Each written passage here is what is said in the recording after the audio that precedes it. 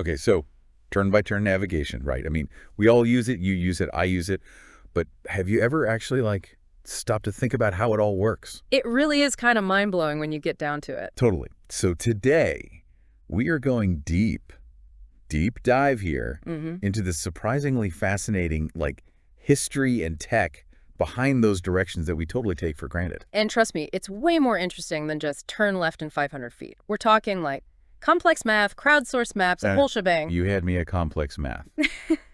But before we get ahead of ourselves, where did this whole turn-by-turn thing even come from? It feels so modern, but something tells me it goes way back. Oh, it goes way back, way back to, get this, 1988. That's when the very first real-time, computer-generated turn-by-turn system came out.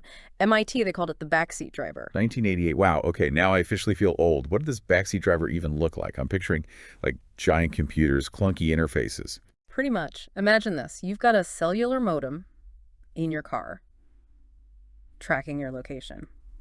And that information, it's getting sent to another computer, like a whole separate computer, back at the lab. Hold up. So already it sounds like a whole operation just to get directions. It was. And if that wasn't enough, those directions, they came through a separate cellular phone from a speech synthesizer. Wow. Okay, that's a far cry from those sleek little apps we have today. Just a tad. Speaking of which, there are, like, what feels like a million navigation apps out there now. Any, like, major players we should have on our radar? You're not wrong. The market's kind of flooded. But a lot of these apps, they actually rely on just a handful of, like, major mapping data providers. I mean, you've heard of Google Maps, right? There's a bear, you know. Yeah. Yeah, I use Google Maps pretty much every day. Right. And then there's Here Technologies. They power a lot of the Garmin devices, some in-car navigation systems, that kind of thing. Makes sense.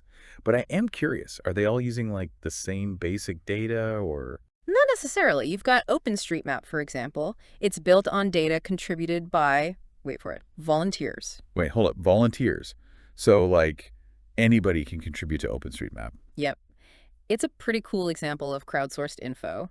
And that data, it's used by apps like Osman, Maps.me, and a bunch of others. That is wild. Okay, so we've got all this different data, different sources, but how do these systems take it all and actually, like, figure out the best route? Sometimes it feels like magic. Okay, so we've got crowdsourced maps and everything, but what about the actual, like, brains behind these apps? How do they actually use all that data to figure out the best route? That's where it gets really interesting. It all comes down to something called the shortest path problem. Shortest path. Okay, it already sounds complicated. It's actually pretty elegant when you get down to it. Imagine, like, the app has to connect the dots on a map, but then instead of just dots, you've got real roads, real-time traffic, all of that. Okay, I'm already liking this better than shortest path problem. Yeah. But how does it actually work, like, practically speaking? So basically, your map app, it sees the world as this massive web of points, right? And those points, connected by lines, which are the roads. Then the system analyzes that whole web, looks at things like distance, speed limits, traffic conditions, even road closures, all to figure out the absolute best way to get from point A to point B. So it's like this giant game of connect the dots, but way more data involved. Exactly. And the really cool part is it's not just about finding the shortest route in terms of, like, pure distance, you know. Yeah. These modern systems, they take real-time traffic into account. So even if a route looks shorter on the map, might not be the fastest if there's a huge traffic jam. Tell me about it. My navigation app has saved me from some serious rush hour nightmares, I'll tell you that.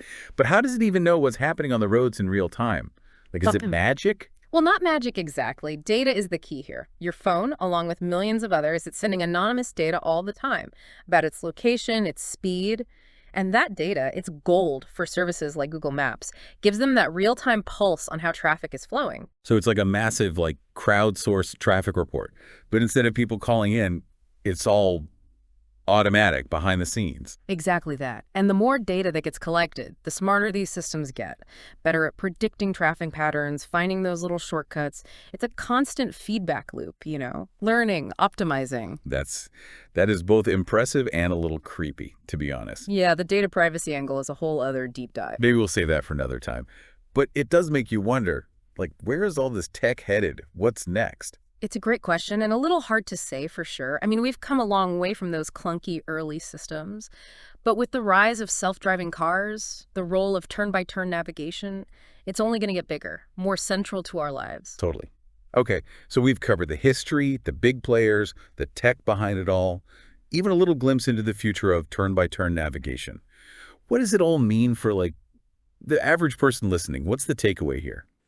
I think the biggest takeaway is just how something so normal, so everyday, can have this whole complex, fascinating story behind it. It really makes you think twice about that little blue arrow, huh? It does. And as we get more and more used to relying on this tech, it's worth thinking about how it's changing us, Okay. not just how we get from A to B, but also like our privacy, how we see the world. It's true. It's so easy to just, like, zone out and follow the directions without really thinking about it too much. Exactly. And like anything else, right? The more you understand how something works, the better equipped you are to like use it well. So true.